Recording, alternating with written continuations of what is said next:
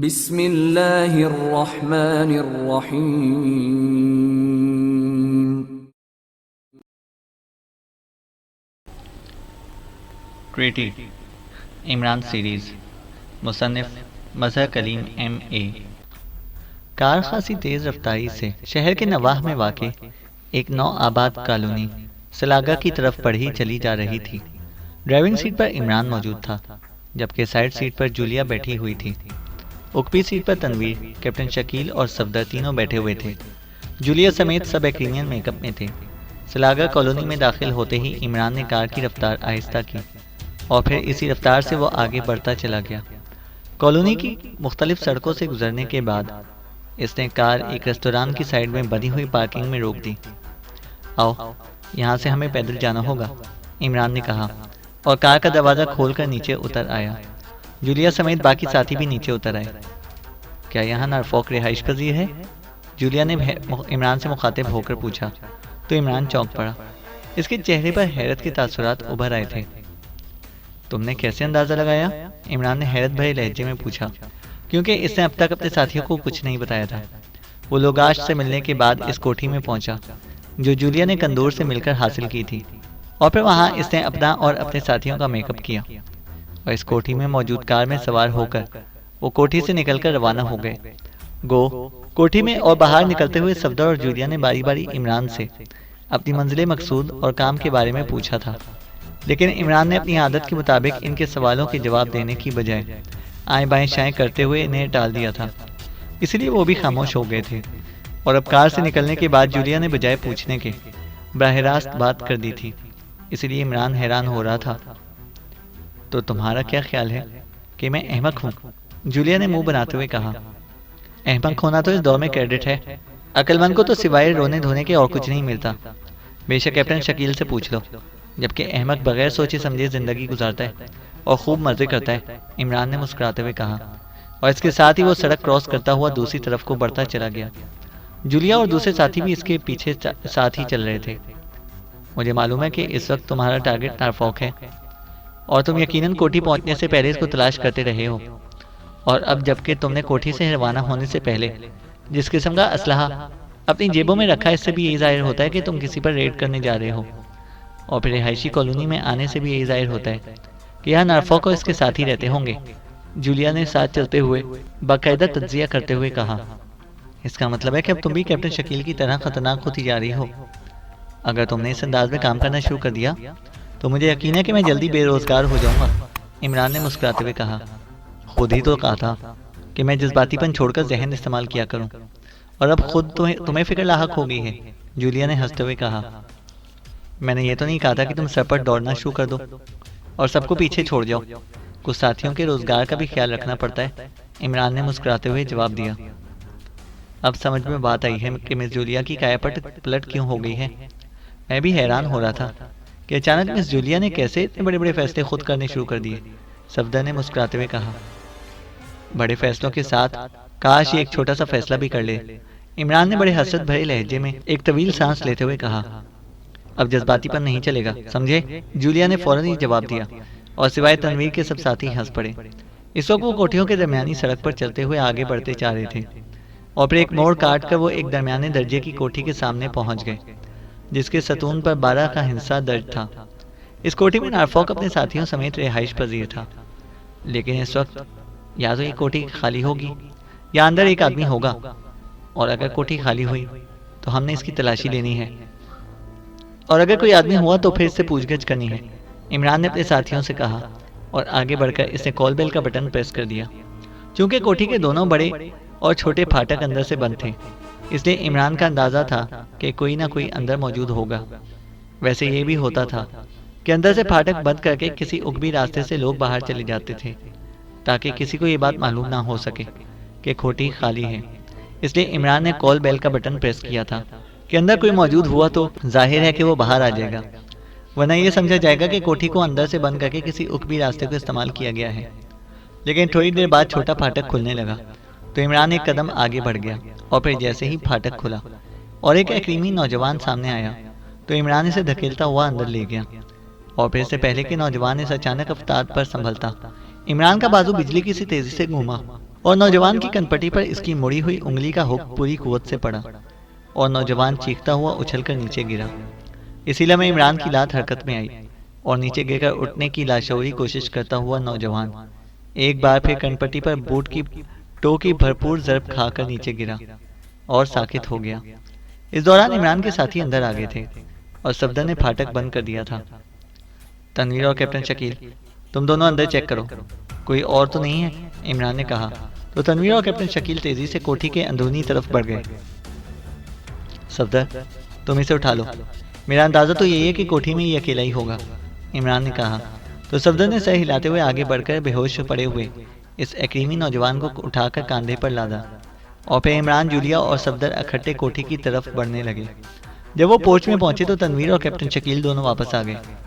कोठी खाली है, तनवीर ने कहा। कोई तहखाना है यहाँ, इमरान ने पूछा। हाँ, मैंने देखा है, आखिरी कमरे के नीचे है, कैप्टन शकील ने कहा। तनवीर उकबी तरफ और कैप्टन शकील सामने की तरफ निगरानी करेंगे। जूलिया और सफदर कोठी की तलाशी लेंगे। इस तलाशी के दौरान हमने ये मालूम करना है कि नारफॉक और इसके साथियों को ऐसी क्या इत्तला मिली है कि उन्होंने अक्रीमियन फौज के कब्जे में जजीरा कोहोटो पर छापा मारना है, इमरान ने कहा। जजीरा कोहोटो? सफदर ने चौंक कर पूछा। हाँ, मुझे इत्तला मिली है कि नारफॉक का टारगेट जजीरा कोहोटो है। मैंने जो मालूमात हासिल की हैं, इसके मुताबिक इस जजीरे पर इंतहाई हसास रेडार नस्ब है और वहाँ एक अक्रीमियन फौज का मुकम्मल कब्जा और कंट्रोल है। और यही बात मेरे लिए उलझन का बायस बन गई है, क्योंकि नारफॉक सरगशाका के खिलाफ काम कर रहा है और ज़ाहिर है कि सरगशाका इस अक्रीमियन कंट्रोल वाले जजीरे पर तो नहीं छुप सकते, जबकि अक्रीमिया ही इनकी हलाकत के दर पे हो। इसलिए मुझे किसी क्लू की तलाश है जिससे मेरी उलझन दूर हो सके, इमरान ने कहा। तो नारफॉक इस वक्त इस जजीरे पर गया हुआ है, सफदर ने पूछा। हाँ, जाहिर है वहीं गया होगा, इमरान ने जवाब दिया। तो फिर हमें तो वहाँ जाना चाहिए था, यहाँ का भला क्या मिलना है, तनवीर ने मुंह बनाते हुए कहा। बताया तो है कि वो जजीरा अक्रीमियन फौज के कंट्रोल में है, इसलिए वहाँ सरगशाका नहीं हो सकते। फिर नारफॉक को ऐसी क्या इत्तला मिली है कि वो वहाँ जाने पर मजबूर हो गया है। वैसे भी हम वहाँ जाकर क्या करते, इमरान ने जवाब दिया। क्या इस आदमी से मालूमात ना मिल सकेंगी, जूलिया ने पूछा। हो सकता है कि ये इस कदर अहम आदमी ना हो कि इसे असल हालात का इल्म हो, इमरान ने कहा। और सब साथियों ने इस बात में सर हिला दिया। मैं इसे तहखाने में छोड़कर आता हूँ, सफदर ने कहा और आगे बढ़ गया। मैंने स्टोर में रस्सी का बंडल देखा है, मैं लेकर आता हूँ, कैप्टन शकील ने कहा। और इमरान ने इस बात में सर हिला दिया और फिर वो तहखाने में पहुँच गए। तहखाने में सिवाय काट कबाड़ के और कुछ भी ना था। अलबत्ता 2-3 पुरानी कुर्सियाँ भी वहाँ पर मौजूद थीं, जिन्हें बेकार समझकर यहाँ पर फेंक दिया गया होगा। सफदर ने नौजवान को एक कुर्सी पर बिठाया। चलना बाद कैप्टन शकील हाथ में रस्सी का बंडल उठाए अंदर दाखिल हुआ और फिर सफदर और कैप्टन शकील ने मिलकर इस नौजवान को रस्सी की मदद से कुर्सी से अच्छी तरह बांध दिया। फिर वो सब वापस चले गए तो इमरान आगे बढ़ा और इसने इस नौजवान की नाक और मुंह दोनों हाथों से बंद कर दिया। चलना बाद जब इसके जिस्म में हरकत के तासुरात नमूदार होने लगे तो इमरान ने हाथ उठाए और फिर एक कुर्सी घसीट कर इसने जेब से रुमाल निकालकर पहले इसे साफ किया और फिर इस नौजवान की कुर्सी के सामने इसे रखकर इस पर बैठ गया। इसी लम्हे इस नौजवान ने कराते हुए आंखें खोल दी।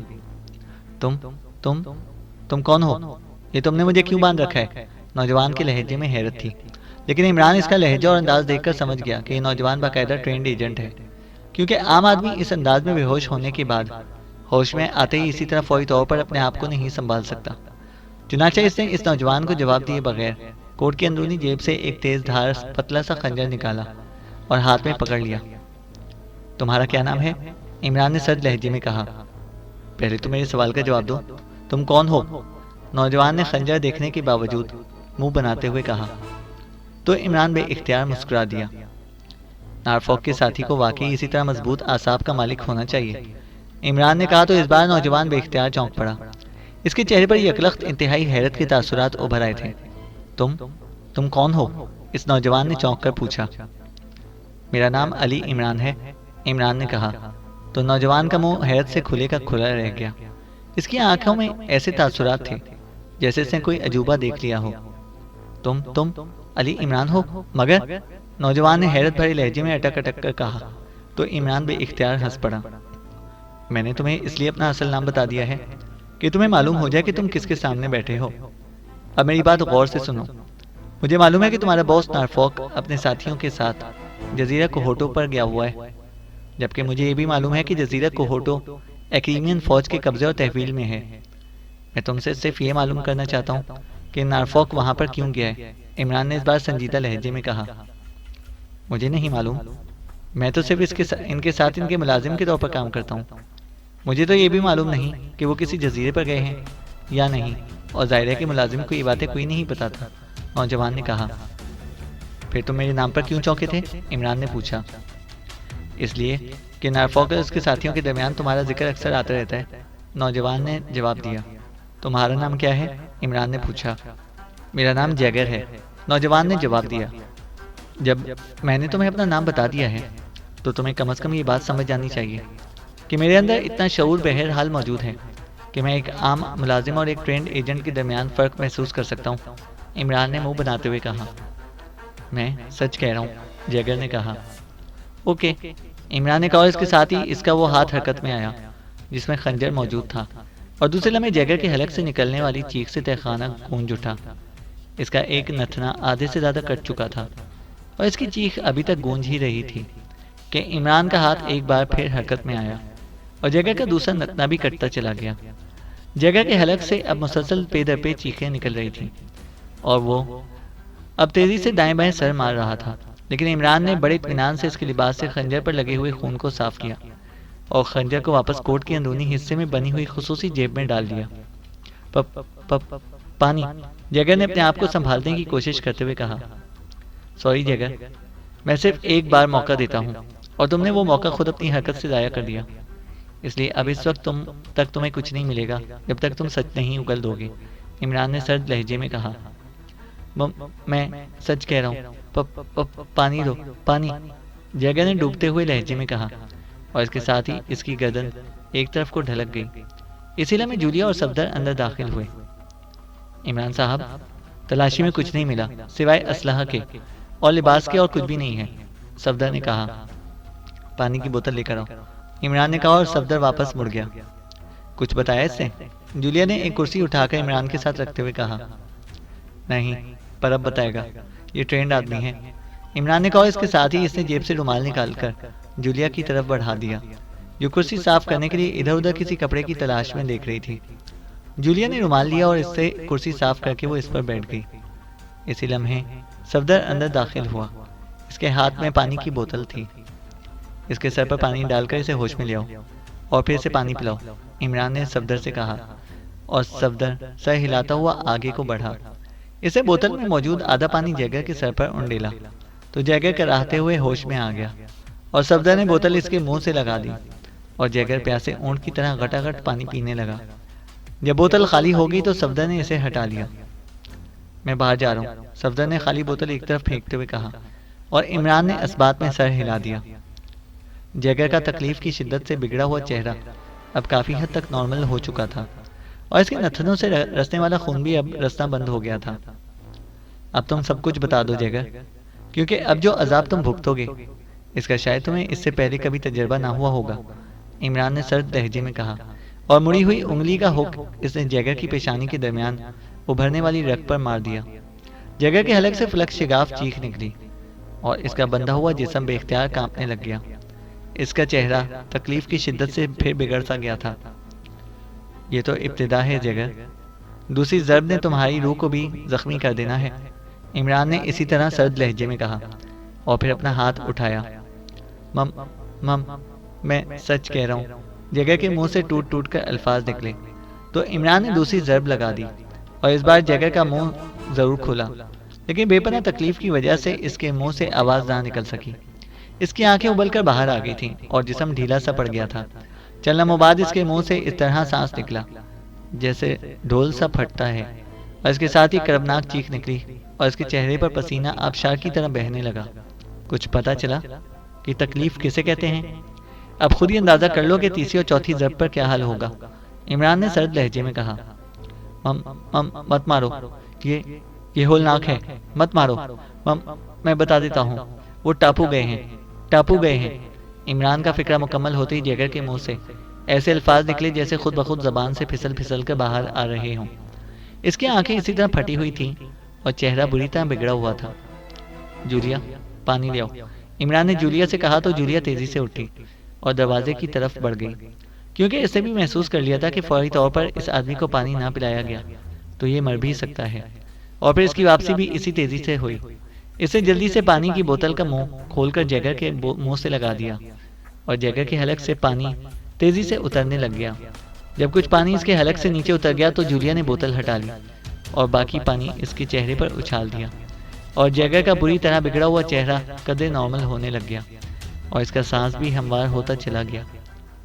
देखो जैगर, तुम्हें कम से कम इतना एहसास तो हो गया होगा कि हम बगैर असल बात मालूम किए यहाँ से वापस नहीं जाएंगे। और मैंने तुम्हें इसलिए अपना असल नाम बता दिया था ताकि तुम्हें मालूम हो जाए कि मुझे ऐसा आदमी ख्वामख्वाह किसी को तकलीफ में मुब्तला करने और हलाक करने का ख्वाहिशमंद नहीं होता। लेकिन तुम्हें अपने आसाब पर भरोसा है, इसका हशर तुमने देख लिया, इसलिए अभी तुम्हारे पास वक्त है। अगर तुम सच सच बता दो तो हम तुम्हें जिंदा छोड़कर चले जाएंगे।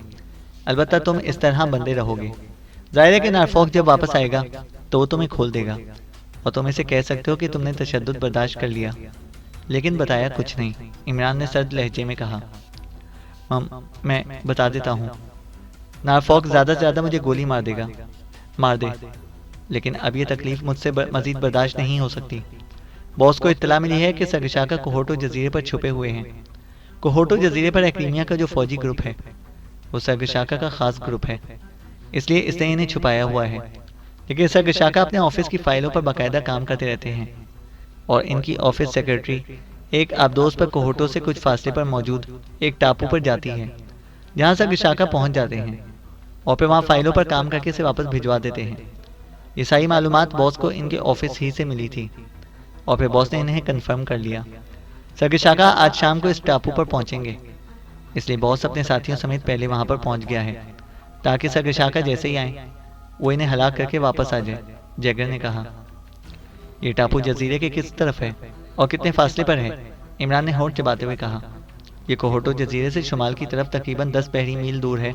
जैगर ने जवाब दिया। नारफॉक के साथ कितने आदमी हैं? इमरान ने पूछा। इसके साथ 3 आदमी हैं, माइकल, रॉनसन और एंथोनी। जैगर ने जवाब दिया और इमरान से हिलाता हुआ उठ खड़ा हुआ। ओके, चूंकि तुमने सब कुछ बता दिया इसलिए अपना वादा पूरा कर रहा हूँ। आओ जूलिया, इमरान ने कहा और तहखाने के दरवाजे की तरफ बढ़ गया। क्या इसे जिंदा रहने दोगे? जूलिया ने बाहर आकर कहा। यह काम तनवीर करेगा, मैंने वादा किया हुआ है, इमरान ने कहा और जूलिया ने इस बात में सर हिला दिया। यहाँ फ़ोन होगा, मैं एक फ़ोन कर लूँ? तुम इस दौरान तनवीर को कह दो कि वो इस जगह का खात्मा कर दे। वो वाकई इंतहाई ट्रेंड एजेंट है। अगर वो जिंदा रहा तो फिर अपने आप को छुड़वा भी सकता है और नारफॉक तक इत्तला भी पहुंचा सकता है, इमरान ने कहा और जूलिया सर हिलाती हुई आगे बढ़ गई। इमरान ने एक कमरे में फ़ोन पड़ा हुआ देखा था। वो इस फ़ोन की तरफ बढ़ गया। इसका ने फ़ोन का रिसीवर उठाया और तेज़ी से नंबर डायल करना शुरू कर दिए। Royal club. राब्ता कायम होते ही एक नुस्वानी आवाज़ सुनाई दी। प्रिंस ऑफ डंप, बैगरी से बात कराओ, इमरान ने इंतहाई संजीदा लहजे में कहा। यस सर, होल्ड ऑन करें, दूसरी तरफ से कहा गया। हेलो, बैगरी बोल रहा हूँ। चलना मुबाद एक भारी सी आवाज़ सुनाई दी। प्रिंस ऑफ डंप बोल रहा हूँ, स्पेशल नंबर 1 पर इंतहाई ज़रूरी बात करनी है, नंबर बताओ, इमरान ने कहा तो दूसरी तरफ से नंबर बता दिए गए। इमरान ने बगैर कुछ कहे कैडल दबाया और फिर टोन आने पर इसने वो नंबर डायल करना शुरू कर दिए जो बैगरी ने बताए थे। रॉबर्ट मैकमिलन बोल रहा हूँ। राब्ता कायम होते ही एक मर्दाना आवाज़ सुनाई दी। प्रिंस ऑफ डंप बोल रहा हूँ, क्या ये स्पेशल नंबर है? इमरान ने कहा। यस सर, फरमाइए, दूसरी तरफ से कहा गया। बिग हेड तक ये पैगाम अभी और इसी वक्त पहुंचा दो कि वो आज शाम टापू ना जाएं, वहाँ पिकटिंग मौजूद है, इमरान ने कहा। यस सर, पैगाम पहुंच जाएगा, दूसरी तरफ से कहा गया और इमरान ने रिसीवर रख दिया और इसी लम्हे जूलिया कमरे में दाखिल हुई। हो गया है काम, इमरान ने कहा और जूलिया ने इस बात में सर हिला दिया। बाकी साथियों को बुलाओ, हमने वापस रिहाइशगाह पर चलना है और वहाँ से ज़रूरी इंतजाम करके इस टापू पर जाना है और मैं अब इस नारफॉक का किस्सा ख़त्म कर ही देना चाहता हूँ, इमरान ने कहा और जूलिया ने इस बात में सर हिला दिया। नारफॉक दूरबीन आंखों पर लगाए जजीरे के एक ऊंचे दरख्त पर बैठा हुआ था। ये दरख्त इस टापू के तकरीबन दरमियान में ही मौजूद था और वो जिस अंदाज में बैठा था इससे वो चारों तरफ बआसानी देख सकता था। लेकिन इस वक्त इसका रुख जजीरा कोहोटो की तरफ था क्योंकि इसे मालूम था कि सरगशाका जजीरा कोहोटो की तरफ से ही आएंगे। इसने अपने साथियों को टापू के चारों तरफ इस अंदाज में छुपा दिया था कि अगर सरगशाका यहाँ आने के लिए किसी आबदोज का सहारा लेते हों तो वो आसानी से इसे चेक कर सकें, क्योंकि ये बात इसे मालूम थी कि सरगशाका की ऑफिस सेक्रेटरी यहाँ आने के लिए बाकायदा सरकारी आबदोज इस्तेमाल करती थी। जाहिर है कि सरगशाका कामरून के चीफ सेक्रेटरी थे और इस वक्त भी वो अपने ओहदे पर थे और कामरून का सदर भी इनका हिमायती था, इससे वो सरकारी आबदोज इस्तेमाल कर सकते थे। नॉरफॉक को यहाँ पहुँचे हुए तकरीबन 1 घंटा हो चुका था। अभी शाम होने में तो बहुत देर थी और इसे यही बताया गया था कि ऑफिस सेक्रेटरी शाम के करीब यहाँ आती है, लेकिन इसे यकीन था कि सरगशाका बहरहाल शाम से पहले यहाँ आते होंगे। और फिर वो बेख्तियार चौंक पड़ा जब इसे दूर से एक लांच को तेजी से टापू की तरफ बढ़ते हुए देखा। लांच अचानक नमूदार हुई थी और इसकी रफ्तार खासी तेज थी। वो जिस तरफ से आ रही थी इस तरफ ही जजीरा कोहोटो था। नॉरफॉक ने जोर से मखसूस अंदाज में सीटी बजाई ताकि इसके साथ ही संभल जाए।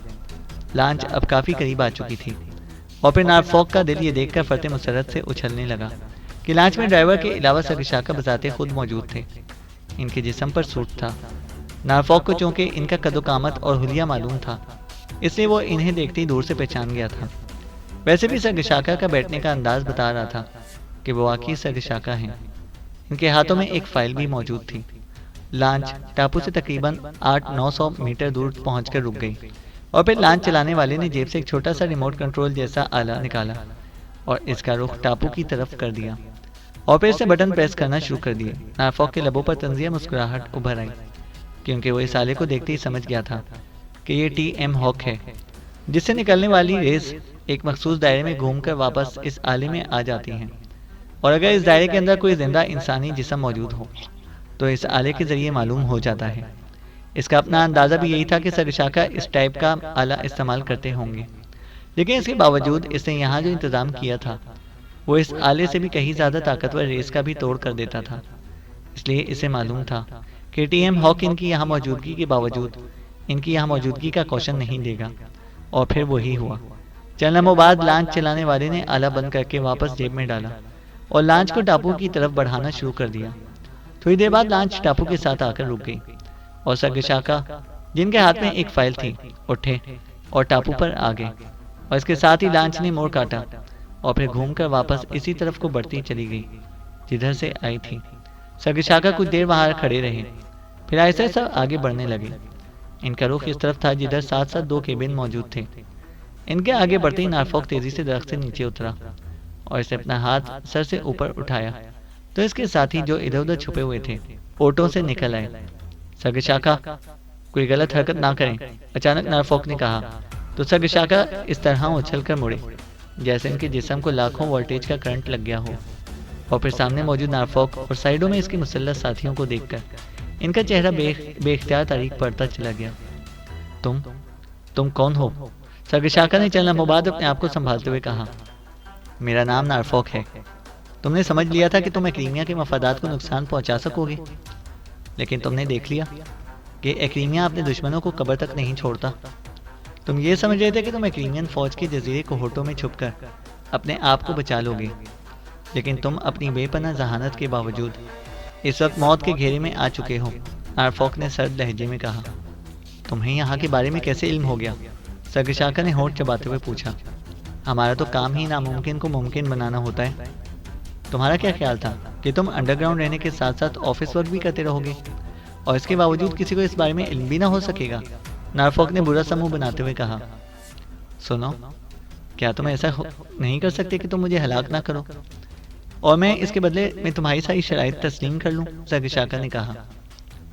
सॉरी सरगशाका, एक्रीमिया ये रिस्क नहीं ले सकता, नॉरफॉक ने जवाब दिया और इसके साथ ही इसने जेब से मशीन पिस्टल निकालकर अपने हाथ में ले लिया। इसके चेहरे पर सफाकी के तासुरात उभर आए थे। तो तुम्हारा क्या ख्याल है कि मुझे हलाक कर देने से तुम्हारा मसला हल हो जाएगा? मेरे बाद मेरे कबीले का दूसरा सरदार मुंतखब कर लिया जाएगा और फिर वो सरदार वही काम कर देगा जिससे रोकने के लिए तुम मुझे हलाक करना चाहते हो। जबकि मैं तुम्हें गारंटी दे सकता हूँ कि अगर तुम मुझसे मुआहिदा कर लो तो मैं वो काम नहीं करूँगा जिससे एक्रीमिया को नुकसान पहुँच सकता है। सरगशाका ने जवाब देते हुए कहा, लेकिन इस बात की क्या जमानत हो सकती है कि तुम वाकई ऐसा करोगे? नॉरफॉक ने कहा, तुम जिस तरह चाहो जमानत ले सकते हो, सर्गशाका ने जवाब देते हुए कहा। क्या तुम सिर्फ अपनी जिंदगी बचाने के लिए काम करने पर आमादा हो गए हो? नॉरफॉक ने कहा। हाँ, मैं बहरहाल मरना नहीं चाहता। एक बात और दूसरी बात यह कि इस काम में मजमूई तौर पर मुस्लिम ममालिक का फ़ायदा है। कामरून को बराह रास्त कोई फ़ायदा नहीं है, इसलिए मैं मजमूई मुस्लिम ममालिक की खातिर अपनी जान क्यों गुनवाऊँ? जहाँ अब तक ट्रीटी में एक्रीमियन सरपरस्ती में काम होता रहा है, वहाँ भी होता रहेगा। इससे मुस्लिम ममालिक पर क़यामत तो ना टूट पड़ेगी, सर्गशाका ने जवाब दिया। लेकिन आज से पहले तुम्हें ये ख्याल क्यों ना आया था? नॉरफॉक ने कहा। आज से पहले मेरा ख्याल था कि तुम लोग मुझे किसी सूरत भी ट्रेस ना कर सकोगे, सर्गशाका ने कहा। तुम्हारी बात वाकई इंसानी फितरत के ऐन मुताबिक है सर्गशाका, लेकिन असल मसला इसमें गारंटी का है। अगर तुम ऐन मौके पर अपनी बात से मुकर जाओ तो फिर? नॉरफॉक ने कहा। तुम एक्रीमियन चीफ सेक्रेटरी से मेरी बात करा दो, वो जैसी गारंटी भी कहेंगे मैं दे दूंगा, चाहे तहरीरी गारंटी हो, चाहे इंतखाबात से पहले किसी किस्म का ऐलान कराना हो, सर्गशाका ने कहा। ठीक है, आओ केबिन में चलें, लेकिन ये ख्याल रखना कि किसी किस्म की गलत हरकत करने की कोशिश ना करना, नॉरफॉक ने कहा। मुझ में बहरहाल इतनी समझ है कि गलत हरकत करके मैं अपनी जान ही गिनवा सकता हूँ, और क्या कर सकता हूँ। वैसे भी मैं बहरहाल फील्ड का आदमी नहीं हूँ, इसलिए तुम्हारा मुकाबला क्या कर सकता हूँ, और ना यहाँ मेरी कोई मदद कर सकता है, सर्गशाका ने जवाब दिया। मैं इसलिए कदरे ढीले पड़ गया हूँ सर्गशाका, कि मेरी आपसे कोई ज़ाती दुश्मनी नहीं है। मसला तो एक्रीमियन मफादात का है। अगर वो आपके जिंदा रहने से बच सकते हैं तो मुझे आपको हलाक करके क्या हासिल होगा? बहरहाल मैं चीफ सेक्रेटरी से ट्रांसमीटर पर आपकी बात कर देता हूँ। इसके बाद जो फैसला होगा वैसे ही अमल कर दिया जाएगा, नॉरफॉक ने कहा।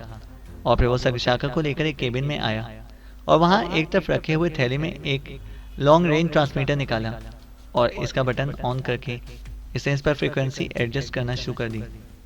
Hello hello, Norfolk calling chief secretary, over. Norfolk ने बटन ऑन करके बार बार कॉल देते हुए कहा। Yes, chief secretary attending you, over. कुछ देर बाद चीफ सेक्रेटरी की कदरे हैरत से भरी आवाज़ सुनाई दी। सर, इस वक्त मैं एक छोटे से टापू पर मौजूद हूँ। सर्गशाका यहाँ खुफिया तौर पर आते रहते हैं। मैंने इनकी आमद से पहले यहाँ अपने साथियों समेत पिकनिक कर ली थी, और फिर सर्गशाका यहाँ आए, और इस वक्त वो हमारे पास मौजूद हैं और बेबस हैं। हम जिस वक्त चाहें इन्हें हलाक कर सकते हैं, लेकिन उन्होंने एक ऐसी बात कर दी है कि मुझे आपसे रब्ता कायम करना पड़ा है, ओवर। नॉरफॉक ने कहा। कौन सी बात, ओवर? दूसरी तरफ से चीफ सेक्रेटरी की हैरत भरी आवाज़ सुनाई दी। उन्होंने कहा है कि वो एक्रीमिया का काम करने पर तैयार हैं। अगर इन्हें हलाक कर दिया गया तो एक्रीमिया को कोई फ़ायदा नहीं होगा, क्योंकि कबीले वाले नया सरदार चुन लेंगे, और नया सरदार वही काम करेगा जिसके लिए उन्हें हलाक किया जा रहा है, जबकि वो हर किस्म की गारंटी देने के लिए भी तैयार है। वैसे अगर आप चाहें तो सर्गशाका से खुद बात कर लें, ओवर। नॉरफॉक ने कहा। हाँ, बात कराओ, ओवर। चीफ सेक्रेटरी की आवाज़ सुनाई दी। हेलो, सर्गशाका बोल रहा हूँ, ओवर। सर्गशाका ने संजीदा लहजे में कहा। सर्गशाका, मुझे आपसे ये उम्मीद ना थी। आप इस तरह एक्रीमिया के मफादात के खिलाफ काम शुरू कर देंगे, जबकि अब तक हम आपको एक्रीमिया का आदमी समझते रहे थे, ओवर। चीफ सेक्रेटरी ने इंतहाई तंजिया लहजे में कहा। आपकी बात दुरुस्त है। इंसान बाज़ औक़ात ऐसे फैसले कर गुजरता है जिस पर इसे बाद में पछताना पड़ता है। ये भी ऐसा ही फैसला था। इस वक्त मेरा ख्याल था कि मैं कामयाब हो जाऊंगा, लेकिन अब जबकि मामलात मेरे जहन में से बरक्स साबित हुए हैं तो मैंने अपने फैसले पर नज़रसानी कर ली है। अगर मेरी ज़िंदगी ही ना रही तो क्या मुस्लिम मफाद और क्या एक्रीमियन मफाद, जबकि मेरी इस तरह मौत से हकीकतन आपको भी कोई फ़ायदा नहीं पहुंच सकता, जबकि अब मैं ज़िंदा रहकर एक्रीमिया के मफादात को फ़ायदा पहुंचा सकता हूं, ओवर। सर्गशाका ने कहा। एक बात आप सुन लें, हम कभी एक सिमत में काम नहीं किया करते, इसलिए ये बात आप जहन से निकाल दें कि आपकी मौत के बाद आपके कबीले का नया बनने वाला सरदार एक्रीमिया के मफादात के खिलाफ फैसला करेगा।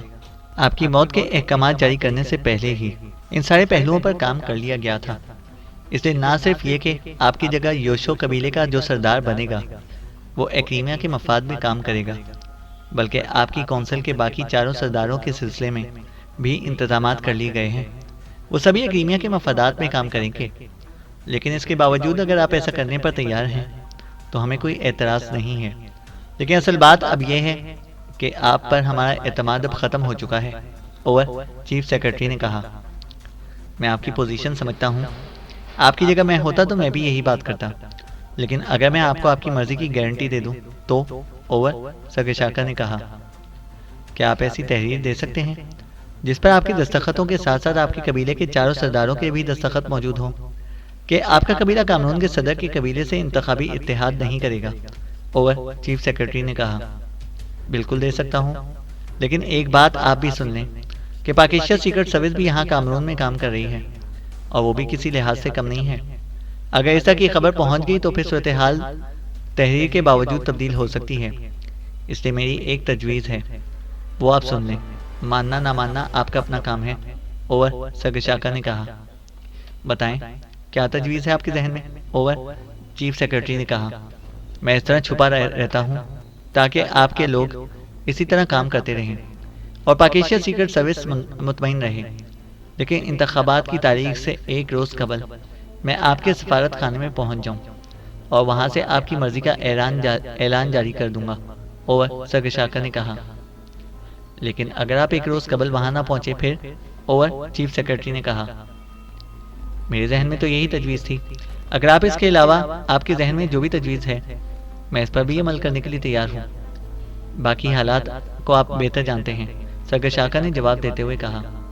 नारफॉक सगशाका को आपने कहाँ से ट्रेस किया है? ओवर, चीफ सेक्रेटरी ने इस बार बाकायदा नारफॉक से सवाल करते हुए कहा, सर, हमें इनके ऑफिस से इत्तला मिली है कि सगशाका बाकायदा ऑफिस वर्क करते रहे हैं, लेकिन किसी को मालूम नहीं था ये सब कुछ कैसे हो रहा है। बस ऑफिस में सगशाका की तरफ से दस्तखत शुदा फाइलें पहुंच जाती थीं। इस इत्तला पर मैंने काम शुरू कर दिया तो मैंने इनकी ऑफिस सेक्रेटरी को ट्रेस कर लिया, जो शाम को ऑफिसर्स क्लब से गायब हो जाती थी। इनके ऑफिस के अंदर एक खुफिया रास्ते से जाकर फाइलें लेती और फिर वो ख़ास मकाम पर पहुंचकर सरकारी आबदोज के ज़रिए सगशाका तक पहुंचती, और जब सगशाका का फाइल वर्क मुकम्मल कर लेते तो वो इन फाइलों को इसी तरह वापस ले आती और खुफिया रास्ते से वापस ऑफिस में पहुंचाकर खुद ऑफिसर्स क्लब में पहुंच जाती। इस तरह किसी को भी ये इल्म ना होता, लेकिन मैंने मामलात को अपने अंदाज में डील किया तो मुझे पता चला कि सगशाका हफ्ते में 2 रोज़ जजीरा कोहोटो के करीब एक वीरान टापू में पहुंच जाते हैं, जबकि ऑफिस सेक्रेटरी भी वहीं पहुंचती थी। पहले तो हम समझे कि सगशाका कोहोटो जजीरे पर छुपे हुए हैं, लेकिन फिर तहकीकात करने पर मालूम हुआ कि वो जजीरा एक्रीमियन फौज के कब्जे में है।